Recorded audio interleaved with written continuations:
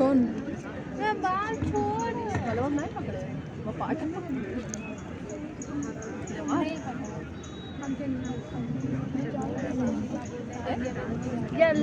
सतहत्तरवें गणतंत्र दिवस के अवसर पर वीडियो बना दे दो। समारोह में उपस्थित बना दे दो महाविद्यालय के आचार्य प्रोफेसर के द्विवेदी जी, मुख्य नियंता प्रोफेसर मीना सिंह जी, पूर्व आईपीएस समन्वयक प्रोफेसर बस हो गया। व वर्तमान आईपीएस समन्वयक professor Shri Prakash Mishra ji, cultural director professor रेखा विश्वकर्मा जी, महाविद्यालय के उपस्थित विभागाध्यक्ष, प्राध्यापकगण, प्रेस एवं मीडिया से श्री अखिलेश्वर तिवारी जी, वेद प्रकाश मिश्र जी तथा उपस्थित विशिष्ट छात्र छात्राओं, कीर्ति उपाध्याय, शिखा पांडे, सौम्य पांडे, वीरेंद्र कुमार, प्राची शुक्ला तथा अंडर ऑफिसर मुकेश कुमार सहित उपस्थित छात्रों छात्राओं, सर्वप्रथम आप सभी को इस अवसर पर गणतंत्र दिवस की हार्दिक बधाई एवं शुभकामनाएं प्रेषित करता हूं।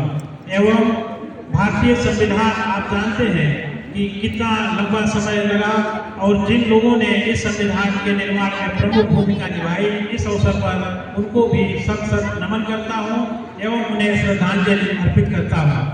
बच्चों, आप सभी जानते हैं कि जब अपना देश आजाद हुआ तो उस समय की अगर आप परिस्थितियों को देखें या तत्कालीन विश्व के अन्य अनेक देशों में भी जो संघर्ष हो रहे थे, उसमें प्रमुख रूप से जो लड़ाई थी कि सभी मानवों को समान अधिकार नहीं मिला हुआ था, आर्थिक असमानता थी और जो डिग्निटी ऑफ मैन है या व्यक्ति की गरिमा है, सबकी गरिमा बराबर नहीं थी। उपनिवेशवाद का युग था। उस समय जब यह संकेत मिला ग्रेट ब्रिटेन से देश स्वतंत्र होगा और एक संविधान निर्माण की सभा बनाई गई जिसमें 299 सदस्य थे, 229 सदस्य निर्वाचित थे, साथ ही साथ 70 अन्य कैटेगरी से चुने हुए सदस्य थे जिनमें अपने भारतीय रियासतों के भी प्रतिनिधि शामिल थे। उन सभी को ये दायित्व दिया गया कि एक संविधान बनाया जाए।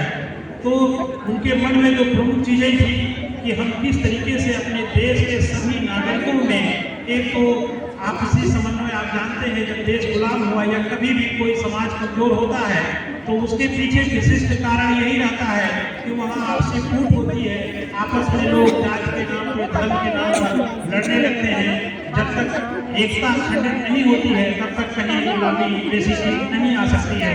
तो उनके मन में था कि सभी नागरिकों को एक तो समानता का भाव दे, स्वतंत्रता का भाव दे और एक समाजवाद जैसी भी अवधारणा थी दिमाग में कि कम से कम एक इतनी आर्थिक असमानता न रहे कि कोई बिल्कुल गरीब है, खाने में न मर जाए और किसी के पास इतना धन हो कि वो संभाल ना पावे।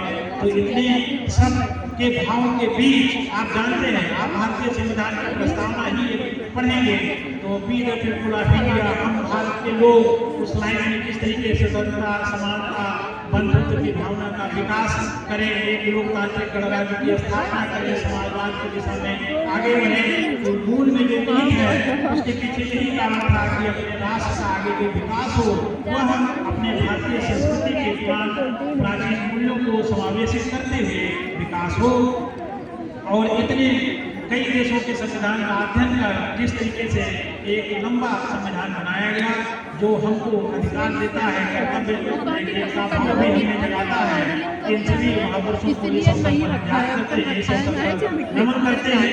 और ये हमको सोचना चाहिए कि कितना देश जो उनकी सोच थी उसने कितना प्रगति कर पाया है और कितना अभी बाकी है, हमको किस दिशा में सोचना चाहिए। एक बार पुनः उन सभी को सत नमन। इस अवसर अपने छात्र छात्राओं के लिए भी कहना चाहेंगे कि आप जानते हैं आपकी जो सांस्कृतिक मूल्य रही है, हमें जो वसुधैव कुटुंबकम की अवधारणा रही है और हमने कभी मैं के स्थान पे हमको हमेशा वरीयता दी है, उसी को वरीयता देना चाहिए। जो आप सभी छात्र छात्र हैं, आप सभी अपने व्यक्तिगत रूप के साथ साथ आप अपने सामाजिक दायित्वों का भी निर्वहन करने के बारे में जरूर चिंतन करें। आप देखते हैं इधर भी समाज में यह चल रहा है कि हम अपने कर्तव्यों के बारे में विचार विमर्श करें, हम स्व का बोध करें, अपने अंदर स्वत्व का बोध लाएं, हम स्वदेशी अपनाएं। एक इसका अर्थ यह नहीं है कि हम प्राचीन समाज में लौट जाएं, लेकिन हमको अपनी चीज़ों को वरीयता देनी होगी, तभी हम सभी का विकास अच्छी तरीके से हो सकेगा। और दूसरी चीज, पर्यावरण संरक्षण के प्रति हमारी जो ड्यूटी बनती है उसके प्रति भी हम सजग रहें। और छात्र जो आप जानते हैं शिक्षा नीति भी लाई गई थी, तो उसमें यह मूल रूप से है कि आप कौशल विकास के साथ साथ आपका जो अध्ययन हो एक इंटरैक्टिव बने, तभी इस नई शिक्षा नीति की सार्थकता होगी। थोड़ी इधर हम लोगों को निराशा होती है, छात्र छात्राओं से ये अपील है आप सभी जरूर कक्षाओं में आए, अपने शिक्षकों के साथ जरूर जो है इंटरैक्ट करें। इससे आपके अंदर विकास होगा, वो आपके जीवन में काम कर सकेगा। हम इस अवसर पर अपने पिछले सत्र के भी और इस सत्र के जिन छात्र छात्राओं ने एक्स्ट्रा करिकुलर एक्टिविटीज में अच्छा परफॉर्मेंस किया है, उन सभी छात्र छात्राओं को भी सम्मानित किया जाएगा। उनको मेडल, प्रमाण पत्र एवं स्मृति प्रदान किया जाएगा।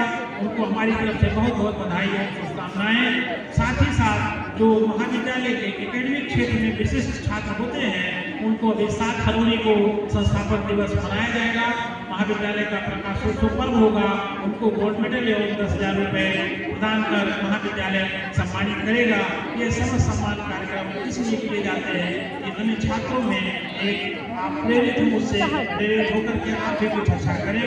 हमारे प्राध्यापक भी इधर भी अच्छा प्रयास कर रहे हैं। पिछले वर्ष भी डॉक्टर सुमहेन सिंह को मेजर रिसर्च करके प्राप्त हुआ, डॉक्टर हेमा को मेजर रिसर्च प्राप्त हुआ। इसी तरीके से अन्य प्राध्यापकों से भी अपील है कि आप सभी भी एकेडमिक क्षेत्र में भी बहुत अच्छा करने का प्रयास करें। उससे आपके व्यक्तिगत जीवन का उन्नयन होगा, उसी में महाविद्यालय का भी उन्नयन निहित होगा। और साथ ही साथ इससे हमारे इस तराई के क्षेत्र के छात्र भी लाभान्वित होंगे। आज प्रमाण पत्र का वितरण होना है, आप सभी छात्र इंतजार कर रहे हैं। इस अवसर पर एक बार पुनः उन सभी महापुरुषों को प्रणाम करते हुए एवं यह आप सभी को शुभकामनाएं प्रेषित करते हुए, ये उम्मीद करते हुए कि आप सभी छात्र छात्राओं का व्यक्तिगत जीवन के साथ साथ आप सामुदायिक जीवन में भी उन्नति को प्राप्त करें, आप अपने सामाजिक उत्तरदायित्व को भी समझें एवं आपका जीवन समुन्नत हो। इसी शुभकामना के साथ मैं अपनी वाणी को विराम देता हूँ। जय हिंद, जय भारत।